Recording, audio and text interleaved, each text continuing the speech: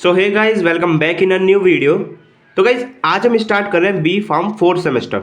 तो देखो, अभी थर्ड सेम के पेपर हो चुके हैं, तो अब हम स्टार्ट करने जा रहे हैं अपना फोर्थ सेम। तो फोर्थ सेम के इस बेसिकली वीडियो में रहेगा आपका इंट्रोडक्शन। आखिर क्या क्या पढ़ना है, कैसे पढ़ना है, ये सेमेस्टर आपके लिए हार्ड होने वाला है या इजी होने वाला है, हम इसको कैसे कवर करेंगे, मतलब सब कुछ आज के इस वीडियो में कंप्लीट आपको बता दिया जाएगा।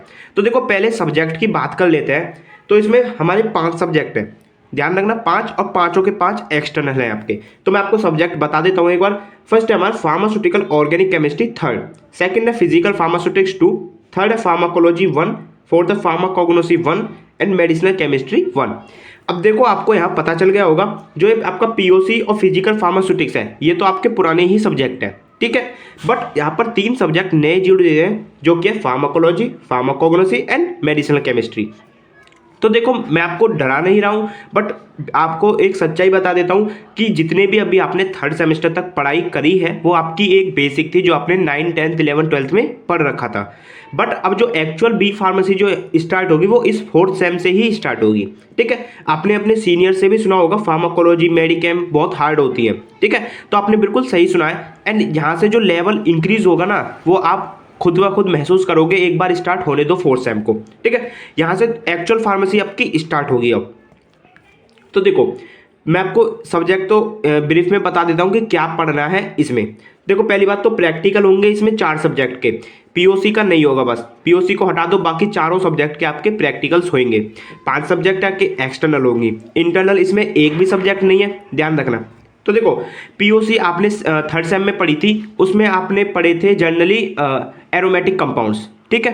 अब इसमें जो पीओसी 3 है ना, इसमें आप पढ़ोगे हेट्रोसाइक्लिक कंपाउंड। हेट्रोसाइक्लिक कंपाउंड जैसे कि जैसे कोई एक साइक्लिक कंपाउंड है, उसमें एक जैसे ऑक्सीजन हो गया, या फिर ऐसे मान लो सल्फर हो गया, मतलब ये हमारे हेट्रोसाइक्लिक कंपाउंड्स होते हैं। तो जनरली आप इनके बारे में ही इस पीओसी 3 में पढ़ने वाले हो।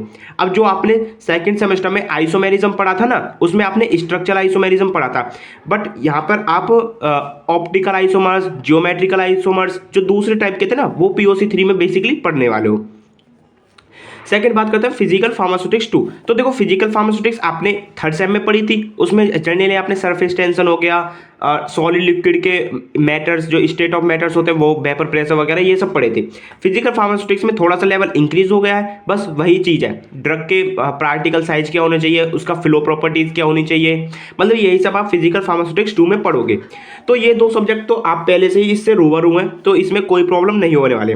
बात करते हैं pharmacology, pharmacognosy and medicinal chemistry की। तो देखो, ये पहली बात मैं आपको बता डरा नहीं रहा हूँ, बट ये इजी नहीं होने वाले। आप शुरू से ही इनको पढ़कर चलिए, इसको सिंसियर लेकर चलिए, जब भी ये कवर हो पाएंगे आप पे आराम से, ठीक है।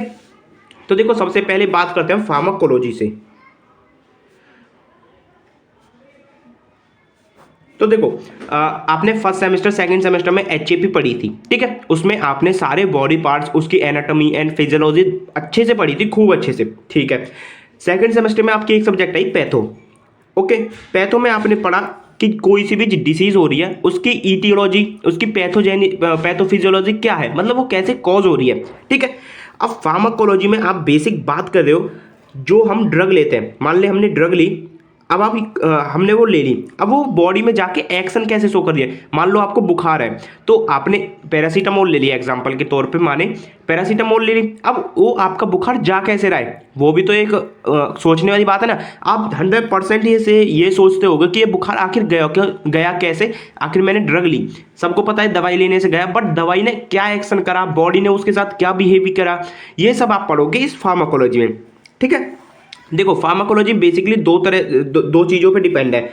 एक फार्माकोकाइनेटिक, इसमें मैं मोटा मोटा बता देता हूं, ठीक है, और दूसरा है आपका फार्माकोडायनेमिक, डायनेमिक। तो देखो, फार्माकोकाइनेटिक और फार्माकोडायनेमिक, ये 2 पार्ट समझ लीजिए फार्माकोलॉजी के। तो फार्माकोकाइनेटिक में होता है आपका, जो ड्रग आप लेते हो पहले उसका आपने सुना होगा, जनरली ये तो आपको पता ही होगा कि फर्स्ट होता है हमारे ड्रग का एब्जॉर्प्शन, ठीक है। सेकंड होता है हमारा उसका डिस्ट्रीब्यूशन, मैं अभी आपको जब सब्जेक्ट वाइज वीडियो बनाऊंगा जब पूरा अच्छे से समझा दूंगा। थर्ड होता है इसका मेटाबॉलिज्म, अब फोर्थ होता है इसका एलिमिनेशन या एक्सक्रीशन, जो भी आप बोलो। देखो आपने ड्रग ली, ठीक है, वो फर्स्ट ऑफ ऑल एब्जॉर्ब होगी आपके स्टोमक में जाके, आपके इंटेस्टाइन में जाके वो एब्जॉर्ब होगी सेल मेम्ब्रेन के द्वारा, ठीक है। अब ड्रग आपकी एब्जॉर्ब हो चुकी है, ठीक है। जब एब्जॉर्ब होके वो ब्लड में पहुंच जाएगी तो ब्लड से होगी वो डिस्ट्रीब्यूट, जहां पर भी आपका साइट ऑफ एक्शन होगा वो वहां पर होगा आपका ड्रग का डिस्ट्रीब्यूशन, ठीक है, वो ब्लड के द्वारा होगा। जब आपने मतलब आपकी ड्रग डिस्ट्रीब्यूट भी हो चुकी है, उसने अपना एक्शन भी शो कर दिया है, तो अब बात आती है उसके मेटाबॉलिज्म की। तो मेटाबॉलिज्म होता है हमारा मोस्टली लीवर में, तो जब लीवर में पहुंच जाएगी ड्रग, उसका होगा मेटाबॉलिज्म यानी कि ब्रेक डाउन। जब ब्रेक डाउन हो जाएगा तो उसका एक्शन सारा का सारा खत्म हो जाएगा। देन आता है फिर हमारा एलिमिनेशन, वो यूरिन या फेकस के थ्रू एलिमिनेट हो जाएगी। तो ये होती है आपकी फार्माकोकाइनेटिक, यानी कि बॉडी क्या बिहेवियर कर रही है हमारी ड्रग के साथ, सिंपली फार्माकोकाइनेटिक ये होती है। सेकंड बात करते हैं फार्माकोडायनेमिक। तो देखो जैसे अब आपने ड्रग तो ले ली, बट वो ड्रग बाइंड किस रिसेप्टर पे जाए, सबको पता है रिसेप्टर्स होते हैं हमारी बॉडी में, सबके अलग अलग स्पेशली रिसेप्टर्स होते हैं, हर एक ड्रग का अलग अलग रिसेप्टर होता है। तो वो ड्रग किस रिसेप्टर से बाइंड हो रही है, किस मैकेनिज्म के थ्रू बाइंड हो रही है, वो हम पढ़ेंगे फार्माकोडायनेमिक में, ठीक है। दोनों चीजें हम मिला के जब पढ़ेंगे वो फार्माकोलॉजी में ही पढ़ेंगे। सिंपल ये देखने वाले हैं कि ये वाली ड्रग ले रहे हैं तो ये वाली ड्रग किस रिसेप्टर्स पे जाके बाइंड हो रही है, कैसे इसका एक्शन हो रहा है। सिंपली ड्रग्स का क्लासिफिकेशन भी इसमें हम देखेंगे। सबसे मेन बात है इसमें क्लासिफिकेशन ड्रग्स का, ठीक है। ये आप गए आपकी सब्जेक्ट समझ में। फोर्थ बात करते हैं फार्माकोग्नोसी। तो देखो फार्माकोग्नोसी में कुछ नहीं है, जितनी भी हर्बल मेडिसिन होती हैं, आयुर्वेदिक मेडिसिन होती हैं, जो हमको नेचुरल सोर्स, ठीक है, नेचुरल सोर्स यानी कि प्लांट एनिमल इनसे मिलते हैं ना, वो ड्रग्स के बारे में फार्माकोग्नोसी में पढ़ने वाले हैं। तो देखो जो फोर्थ सेम की फार्माकोग्नोसी है वो तो बहुत ईजी है, वो तो एक मतलब बेसिक है फार्माकोग्नोसी का। जो आप फिफ्थ सेम में पढ़ोगे ना वो थोड़ी हार्ड हो जाती है, बट फोर्थ सेम वाली फार्माकोग्नोसी बहुत ही ज़्यादा ईजी है, वो मैं कवर करवा दूंगा ईजिली।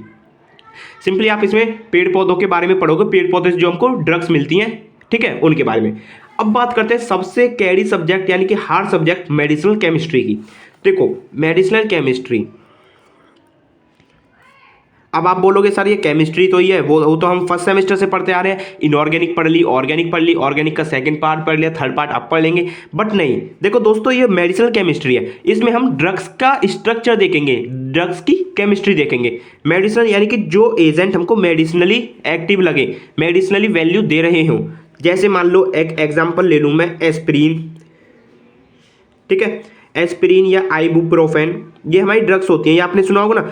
तो इनकी हम इसमें जनरली सिंथेसिस देखेंगे, इनका SAR सार। देखो सबसे मेन बात हो जाती है इसमें, फर्स्ट क्लासिफिकेशन होगा ड्रग का, ठीक है ना। सेकंड बात आती है इसकी सिंथेसिस, मेडिसिनल केमिस्ट्री में बता रहा हूं मैं। थर्ड बात आती है इसका सार, और फोर्थ बात आता है मैकेनिज्म ऑफ एक्शन, यानी कि मोड ऑफ एक्शन भी हम इसको बोल सकते हैं। अब देखो क्लासिफिकेशन और मैकेनिज्म ऑफ एक्शन ये दोनों सेम होते हैं फार्माकोलॉजी में भी और मेडिसिनल केमिस्ट्री में। दोनों का सिलेबस आप देखना मोस्टली सेम ही है, तो अलग अलग पढ़ने की जरूरत नहीं है, दोनों को एक साथ कंबाइन करके पढ़ना, ठीक है। ये दोनों सेम होते हैं। अब बात करते हैं सिंथेसिस और सार की। देखो सिंथेसिस माने होना किसी भी कंपाउंड को सिंथेसाइज करना, ठीक है, आपको पता है इतना। तो यहाँ पर हम कोई रिएक्शन नहीं, मतलब रिएक्शन तो पढ़ेंगे बट किसी ऐसे कंपाउंड की नहीं पढ़ेंगे जैसे बेंजीन बना दिया, नहीं, हम पढ़ेंगे किसी भी ड्रग की सिंथेसिस। जो हमने ड्रग्स बाहर देखते हैं, पैरासीटामोल, आइबुप्रोफेन, कीटोप्रोफेन, इन ड्रग्स की सिंथेसिस हम इसमें पढ़ेंगे, ठीक है ना। अब बात करते हैं मेन मोस्ट इंपॉर्टेंट पार्ट, सार। सार क्या होता है? सार होता है हमारा structure, activity, relationship, structure activity relationship.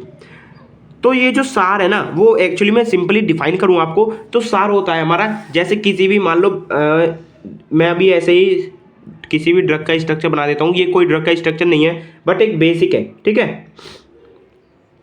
तो देखो अब ये एक स्ट्रक्चर है हमारा, मान लो XYZ कोई ड्रग है हमारी, उसका स्ट्रक्चर है। अब हम इसमें कोई भी चेंजेस करेंगे, मान लीजिए हमने यहाँ पर CH2 हटाकर NH2 लगा दिया।